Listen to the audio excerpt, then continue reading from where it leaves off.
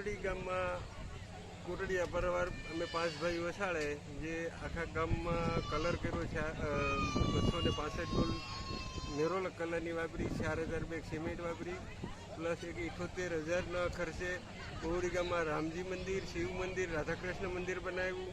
Plus પછી મહાપુરુષોની મૂર્તિઓ બનાવી અને પ્લસ એક નિરાધારનો આધાર એવું રસોડું બનાવ્યું.